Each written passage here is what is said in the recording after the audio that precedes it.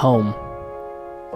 You thought I was gonna get all sad. Like, it's gonna be like a little bit sentimental, I guess, but that music, not with that music, that was like too like death and murder and sad things. So, anyways though, home.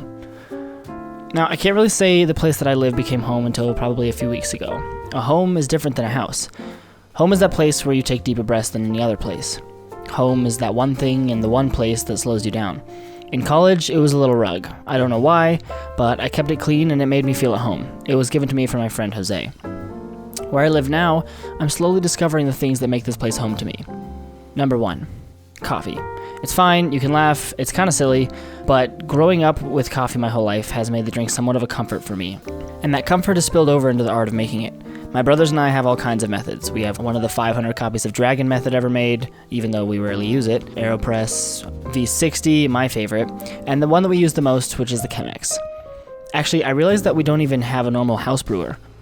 We brew with different methods depending on the coffee that we're making, our favorites being geishas, though we keep a lot of other single origin coffees around the house as well. It's what we use to slow down and really focus on the skill part of it, though at 5 a.m. some of the skill goes out the window. Number 2, the light. I kind of hide from areas during the day depending on how the light is moving through my house. Sometimes I feel like, I don't know, some weird like not sparkle, just normal vampire. A vampire that can't see like certain types of light or something, but lucky for me, the house is north-south facing, so my favorite spot never sees direct sunlight. And it's also where I film my videos and do my devotions. This is my favorite spot in the house. Number 3, the plants. My brother and his husband are excellent curators. They make all of this the Pinterest house that it is. Air plants, copper, hipster dangle things, and a teal and wooden accent. They are the masters of a complex simplicity that I have yet to understand. They're like living garden gnomes. Like, I don't really see them doing stuff, but all of our plants are alive, and there's peppers growing, and the next thing I know, Rick has made some, like, I don't know, fancy food thing from leaves or something. I don't even know. Number 4, the people. Shane and Rick. They're basically like this weird mix of fancy and plain. The house is somehow screaming and whispering at the same time, but not in like the creepy psychopath way.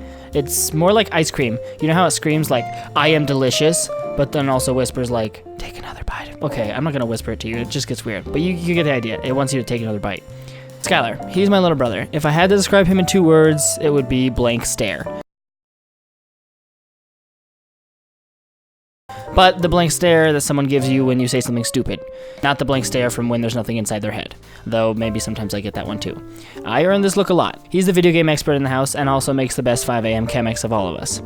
And last but not least, Nimbus and Cirrus. Nimbus's name may as well be Fricker, because I call him that way more than I call his name. He's always eating air plants and hiding under the blankets and trying to get in the shower. Cirrus is like just a cat.